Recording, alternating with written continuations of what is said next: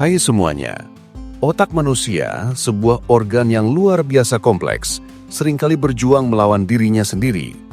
Ada bagian dari kita yang ingin berubah, menjadi lebih baik, mencapai tujuan-tujuan besar. Di sisi lain, ada bagian yang lebih suka kenyamanan, menunda-nunda, dan kembali ke kebiasaan lama. Pertarungan internal ini adalah inti dari mengapa resolusi tahun baru seringkali gagal, mengapa diet berhenti di tengah jalan, atau mengapa kita menekan tombol tunda alarm berulang kali. Namun para ilmuwan telah menemukan sebuah konsep menarik yang bisa menjadi kunci untuk memenangkan pertarungan ini, sinyal pre-commitment. Sinyal ini pada dasarnya adalah sebuah trik psikologis yang kita lakukan pada diri sendiri untuk mengunci niat kita, sehingga lebih sulit bagi versi diri kita yang malas untuk membatalkan rencana yang sudah dibuat. Ini bukan tentang kekuatan tekad murni, melainkan tentang menciptakan sebuah lingkungan atau skenario yang secara paksa mendorong kita untuk tetap berada di jalur yang benar. Bayangkan situasinya seperti ini. Otak kita terdiri dari dua sistem utama. Sistem pertama adalah otak dingin yang berpikir rasional, logis, dan mampu melihat gambaran jangka panjang. Sistem ini yang membuat kita berpikir, aku harus menabung untuk masa depan, atau aku harus berolahraga agar sehat. Sistem kedua adalah otak panas, yang impulsif, emosional, dan hanya peduli dengan kepuasan instan. Sistem ini yang berkata, nonton film saja, kan capek. Atau, makan junk food sekali-kali tidak apa-apa. Nah, sinyal pre-commitment adalah cara kita menggunakan otak dingin untuk mengunci otak panas. Kita membuat keputusan di saat kita tenang dan rasional. Lalu kita membuat keputusan itu sangat sulit untuk dibatalkan saat kita berada di bawah pengaruh emosi atau godaan. Ini mirip dengan Odysseus dalam mitologi Yunani. Ia tahu bahwa nyanyian siren akan membuatnya kehilangan kendali dan terjun ke laut. Jadi, ia memerintahkan anak buahnya untuk mengikatnya di tiang kapal. Dan ia meminta mereka untuk tidak melepaskannya, tidak peduli seberapa keras ia memohon.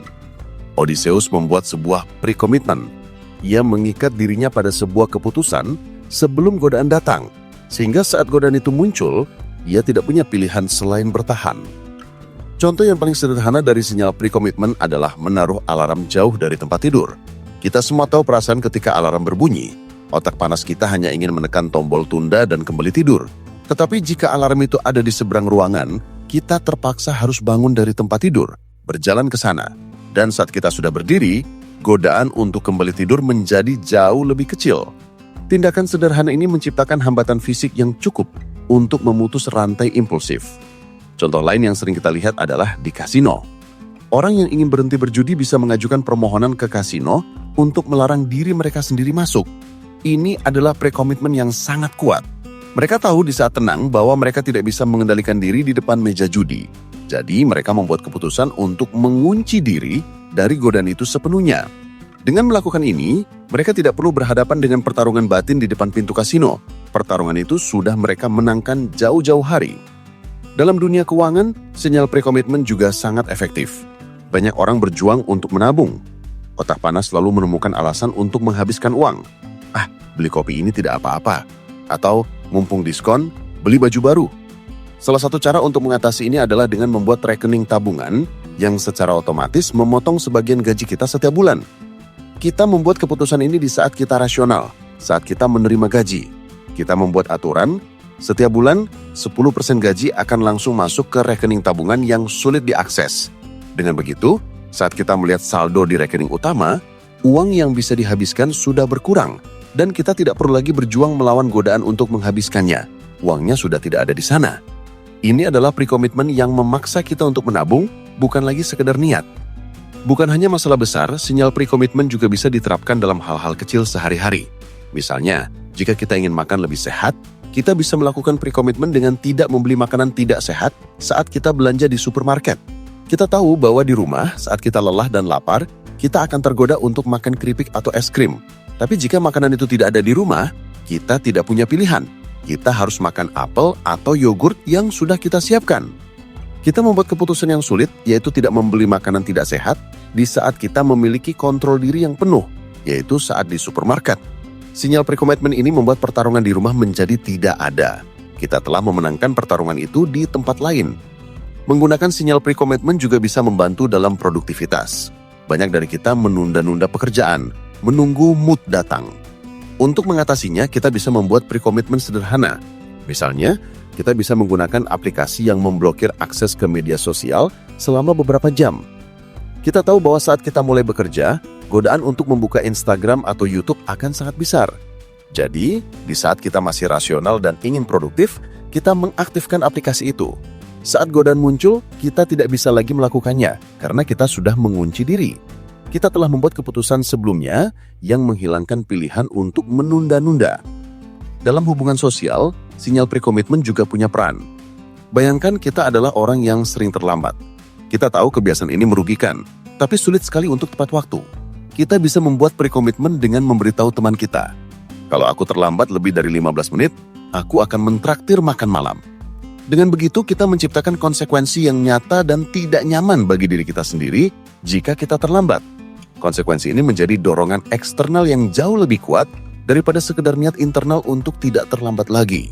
Konsep ini juga sering dipakai dalam sistem kontrak sosial, di mana seseorang membuat janji atau komitmen di hadapan umum, sehingga tekanan sosial menjadi sinyal pre-commitment yang sangat kuat.